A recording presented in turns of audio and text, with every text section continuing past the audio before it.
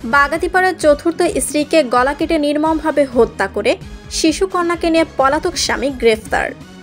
নিজস্ব প্রতিনিধি ফজলুর রহমানের তথ্যছবিতে বিস্তারিত।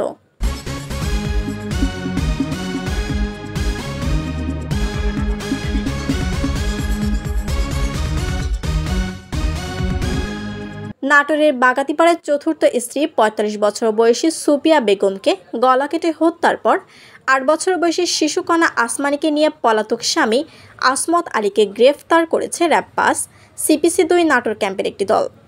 শুক্রবার দুপুরে সিরাজগঞ্জের চরবিল এলাকা থেকে তাকে গ্রেফতার করা হয়। গ্রেফতারের বিষয়টি নিশ্চিত করেছেন বাগাতিপাড়া থানার ওসি নান্নু খান। এর আগে শুক্রবার ২৮ জুন সকালে বাগাতিপাড়া উপজেলার জামনগর ইউনিয়নের হাপানিয়া গ্রামে সুপিয়া বেগমের নিজ শয়ন ঘরের মেঝেতে তার গলাকাটা লাশ উদ্ধার করে পুলিশ।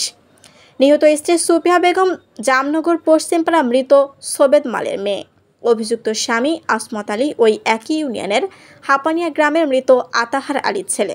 সে পেশায় একজন চোর বলে স্থানীয় সূত্রে জানা গেছে। স্থানীয়দের বরাত দিয়ে পুলিশ জানায়, সুপিয়া বেগমকে বিয়ে করার আগে আরও ৩টি বিয়ে করে আসমত আলী প্রথম স্ত্রী ২ সন্তান নিয়ে হাপানিয়া গ্রামে বসবাস করেন।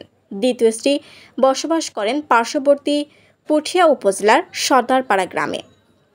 তৃতীয় স্ত্রী পার্শ্ববর্তী বাঘা উপজেলার আরানি এলাকার ঝিনাপাড়া গ্রামে বসবাস করতেন। তবে তাকে বিষ খাইয়ে হত্যার অভিযোগ রয়েছে আসমতের উপর। তৃতীয় স্ত্রী মারা গেলে প্রেমের মাধ্যমে চতুর্থ স্ত্রী সুপিয়াকে বিয়ে করে আসমত। কিন্তু পেশায় চোর হওয়ায় বিয়ের কিছুদিন পর থেকেই আসমত ও সুপিয়ার মধ্যে ঝগড়া বিবাদ শুরু হয়। সম্প্রতি একটি ক্ষেত থেকে সবজি চুরির ঘটনা নিয়ে শুক্রবার স্থানীয়ভাবে ইউনিয়ন পরিষদের সালিশি হওয়ার কথা ছিল।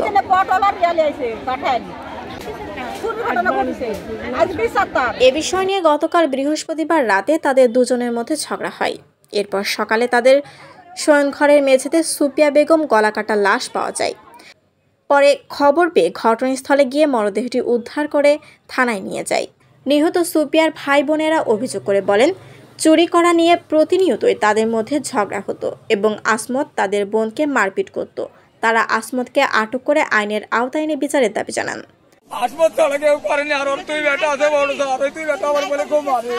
আসমতের তুই বেটা আছে বড়, ওই তুই বইয়ের বেটারও মারে, কিন্তু স্যার আমার মনে মারিছে, মারি ফাটা দিয়েছে। আমার মনে রনক আর হিমুক এরা দুই ভাই বলে আমার মনে মারে স্যার।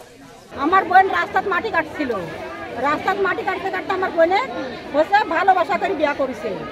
বাড়ির পাশে নাকি পুলিশে আমরা কথা বলবো, যা দেখতে আছে নাকি, তখন ওই বাড়ির মানুষ এসে দেখে যে দরজাটা, তখন ওই দৌড় মারি অন্য মাইকে দেখে যা পুলিশে, তখন অন্য মানুষ যেন আমার বাপের বাড়িতে আমার সব খবর দিচ্ছে। প্রতি আসিল সাহায্য পলাইছে। আমরা আসমতের 2 বেটা। আমরা চাই আমার বোনকে যেরকম খুন করেছে তার বিচার চাই, আমরা সুষ্ঠু বিচার চাই। বাগাতিপাড়ার মডেল থানার অফিসার্স ইনচার্জ ওসি নান্নু খান ঘটনার সত্যতা নিশ্চিত করে জানান, স্থলে এসে জানতে পারি আসমত সে পেশায় একজন চোর।